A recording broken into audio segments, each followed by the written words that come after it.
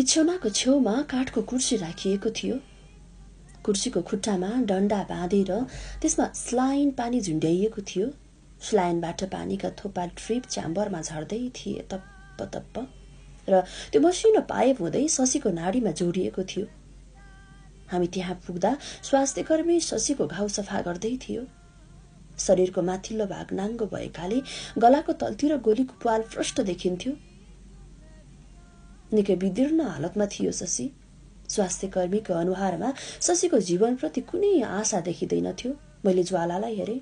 उसको गाला हुँदै सर्लक्क आँसु चुइयो। आँसु पुस्दै ऊ शशीको सिरानपट्टि बस्यो। निकै मायालाग्दो गरी सम्बोधन गर्यो, कमरेड।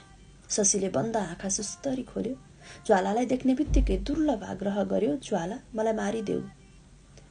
त्यो घिटिक घिटिक आग्रहले ज्वाला झनै भावुक देखियो। उसले मायालाग्दो गरी शशीको दायाँ हात समायो अनि सान्त्वना दियो, तपाईलाई केही हुँदैन, म रहन्जेल केही हुँदैन। मायाले ओतप्रोत भएर मैले कैयौं पटक उर्मिलालाई यही संवाद भनेको थिएँ। खासमा त्यो कथनको कुनै मूल्य छैन। यहाँ आफैलाई के हुन सक्छ थाहा हुन्न। फेरि उर्मिलालाई पनि त के भइसक्यो।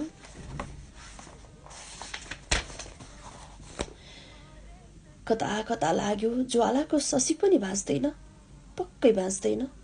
ज्वालाले जति नै पटक भनोस् म रहन्जेल केही हुँदैन। ज्वालाले आँखा नझिम्काई शशीलाई हेर्दै थुप्रै समय बितायो।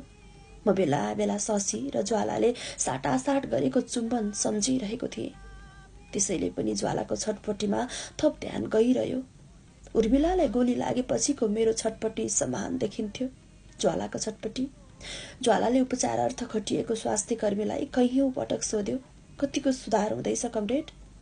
स्वास्थ्यकर्मी बारम्बार एउटै जवाफ दिन्थ्यो, जानेको र सकेको कोसिस गरिरहेकै छु।